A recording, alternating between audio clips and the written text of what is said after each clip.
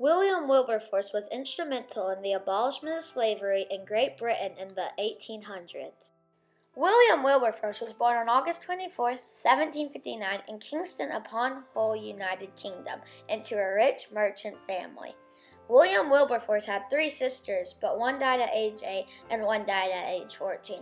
Only Sarah lived to be an adult. At age 9, his father died and he went to live with his aunt and uncle. They had a tremendous impact on his early years, including introducing him to John Newton and his preaching. When he returned home, he enrolled at Cambridge University and became friends with William Pitt, the future Prime Minister of England. And this aunt and uncle knew the Lord, and they were very fervent in their faith, so they began to raise Wilberforce to know the Lord. They introduced him to people like John Newton and John Wesley, and so he had a chance at a very young age to be around these men of God. And his mom got word that this was going on, and she was not comfortable with that. It was considered kind of socially unacceptable at the time. And so she had him sent back home, and he did not any longer have any Christian evangelical influence in his life. And he had a lot of friends. He was a bit of a partier in college, but he still did well in school. And he met William Pitt there, who later became Prime Minister of England. He and Pitt would go sit and observe Parliament. They would observe the House of Commons, and obviously they were both drawn to politics. They had a natural interest in it. They were both very bright, very driven young men, and so maybe it's not such a surprise that Pitt would go on to become the Prime Minister. Wilberforce would go on to be elected to the House of Commons. As his time at university was drawing to a close, William decided to run for Parliament in 1780. He was able to win the seat in his native Hull, entering Parliament at the young age of 21. After 4 years in Parliament, William traveled to Europe with his sister and mother. It was during their European vacation that William had what he referred to as his great spiritual awakening.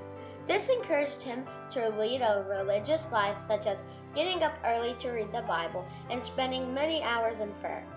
It all started when he was going on a journey, and a friend gave him a book to read. So he picked up the book because travel took a long time back then, and he needed something to pass the time. And it was a book called The Rise and Progress of Religion by Philip Doddridge.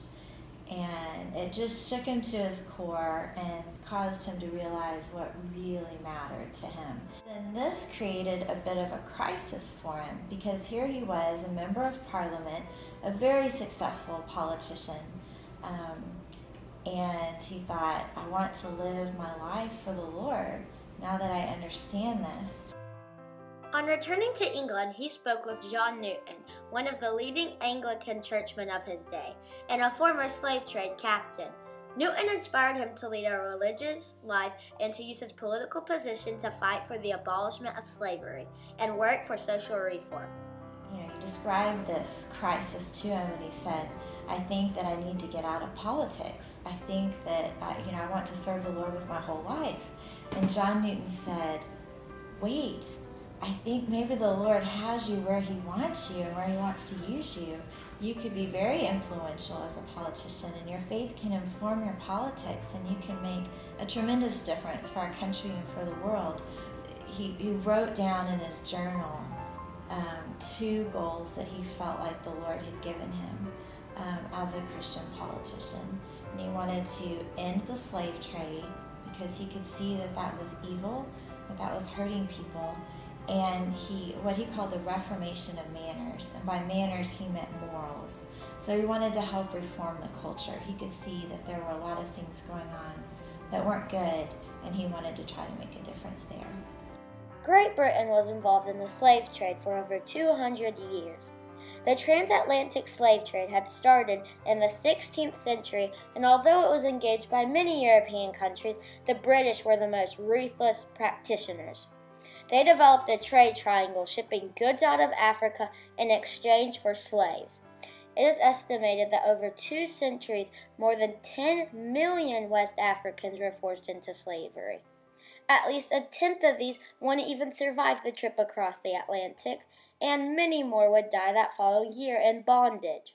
Ships would leave England and head to the west coast of Africa, and they would take goods from England that people in Africa might want. And in exchange for those goods, they would take people.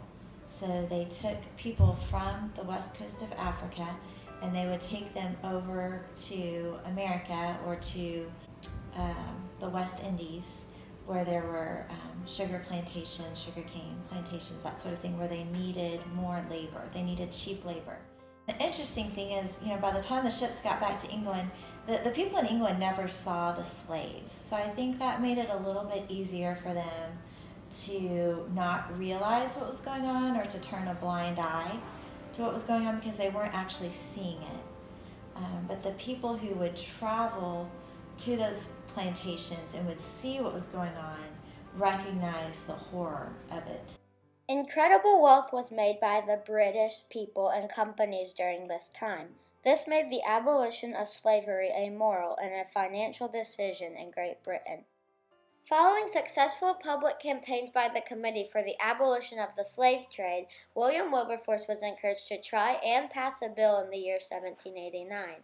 Wilberforce spoke in the House of Commons arguing that slavery was a matter of great injustice and contrary to principles of human dignity. He spoke passionately on the subject. If to be feeling alive to the sufferings of my fellow creatures is to be a fanatic, I am one of the most incurable fanatics ever permitted to be at large.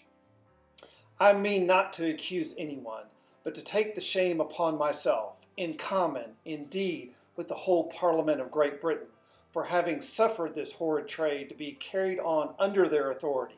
We are all guilty. We ought to all plead guilty and not to exculpate ourselves by throwing the blame on others. In 1789, William introduced 12 resolutions in the House of Commons against the slave trade.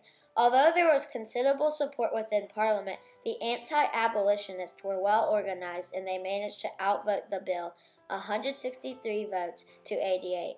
Even with the support of his longtime friend and current Prime Minister, William Pitt, the resolutions did not pass. In 1792, William returned with hundreds of thousands of signatures on a petition. Unfortunately, the House of Commons chose a plan to end the slave trade gradually. William did not support the idea. Over the next 15 years, little progress was made due to the war with France. Thankfully, William continued his quest, and on February 23, 1807, a bill to end the slave trade in the British West Indies significantly passed 283 votes to 16. This act only made illegal the trade of slaves. Many slaves in the British Empire were still not free. Therefore, in the remaining period of his life, William Wilberforce campaigned for the rights of slaves in Africa and other parts of the world. Just 3 days before his death, Wilberforce heard the news that on July 26, 1833, the Slavery Abolition Act was passed, outlawing slavery in most parts of the British Empire. India would be freed from slavery a decade later. William died and was buried in Westminster Abbey next to his top friend William Pitt. Although he is best associated with the slave trade, William Wilberforce also campaigned for other social issues such as prison reform, education, missionary work in India, and issues of public health. William's personal life was dominated by his religious sensibilities. He married late in his life to the devoted Barbara Ann Spooner. In 10 years, they had 6 children. Wilberforce's faith in action and persistence to fight for the less fortunate was an inspiration to American heroes of humanity, Abraham Lincoln and Martin Luther King. Today he offers courage to children, women, and men around the world to stand for what is right even if they are standing alone.